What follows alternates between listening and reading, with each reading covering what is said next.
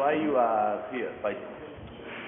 Well, I'm an anti-fascist and a communist to begin with, and when I saw what was happening in Kiev with the Maidan and everything like that, I could tell very early on that it was an American-backed and American-directed coup.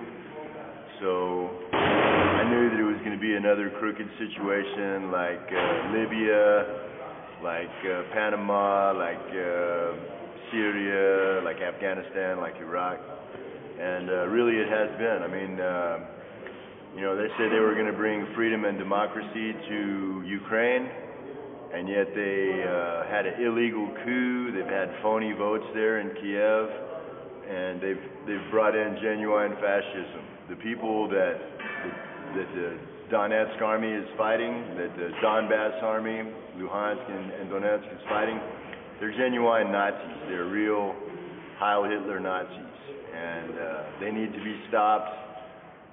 They're criminals, and they would not be in power if not for the decisions and the work of the United States.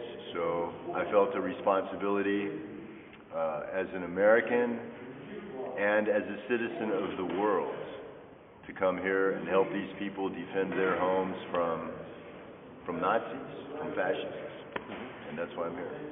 What do you think about the USA here in Ukraine? It's a crime. That's all it is. It's a crime. I've been in combat for 4 months. The airport, now at Spartak, every broken window, every burned down house, every dead person, every family that's had to flee to Russia, all the destruction is caused, that's been here is caused by the United States. If the United States had not backed the Nazis and caused the coup, this war would not have happened. And none of the people that have died would have died. None of the people would have been hurt. None of the houses destroyed. I mean, the whole airport is destroyed now. It was a beautiful building, and now it's just garbage. I mean, they'll have to tear the whole thing down before they can build a new one.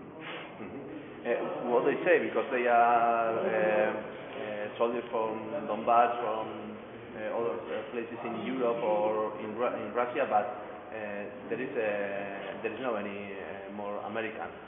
I heard at least at one point there was another American here whose call sign was Hunter. I have not met him, and I don't know if he's still here or not, but I'm staying here until the end. And when is going to finish the war? After victory. And when is going to arrive this story? I think probably within the next year the fascist regime in Kiev will fall. I mean, they're losing the war here in Donbass. We are beating them here. And in Kiev, the people there, they don't like the conscription. People get their notice to come to the Ukrainian army and they run away to Russia. The people that, that's okay. You know, the people there, their pensions are getting cut. They're, you know, they have to pay more now for gas and heating and everything like that. I mean, everything that's happened in Ukraine since Maidan has only been for the worst. So it's a criminal regime that's made things worse. They are not going to be able to continue on, and we're not going to stop, and we're not going to surrender. So they cannot beat us. They cannot beat us.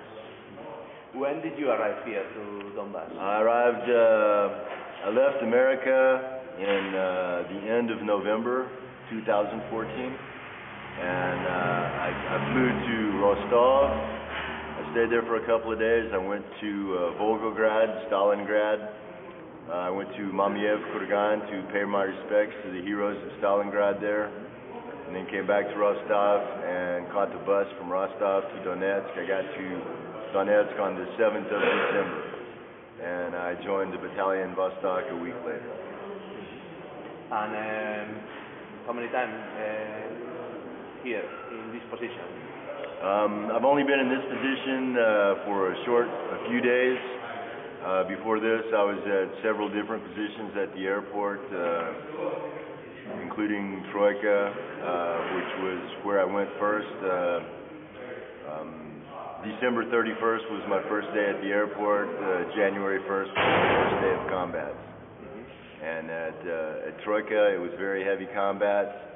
After that, Milnitsia, there was a lot of artillery attacks, and now there's been a ceasefire, but apparently the U-crops don't know it, and they still shoot at us every day. We shoot back. This is Spartak, where we are now, north of the airport. We're making progress. We're pushing the U-crops back, but it's a pretty hot position. We shoot here every day. What's the hardest moment here in this position? The beds aren't very comfortable here. But that's okay. The beds are very hard. But great comrades. Food is not bad. We do our jobs, and that's the life of a soldier. Okay. Nothing more to add? It's okay if you want to say something more. Well, just that the battle in Donbass, it's truly Armageddon. It's truly the fight between good and evil. The people that we are fighting with, that we are fighting against, they're Nazis, they're mass murderers, they kill women, children, prisoners, they bomb hospitals, they bomb schools, they bomb people's homes. They cannot be allowed to prevail. So the people, everybody that comes to join the Donbass Defense Forces is a hero. I mean, some guys, they stay in the back and they just work with supplies, something like that. And the guys that are at the front line, they risk their lives every day. But that's a hero.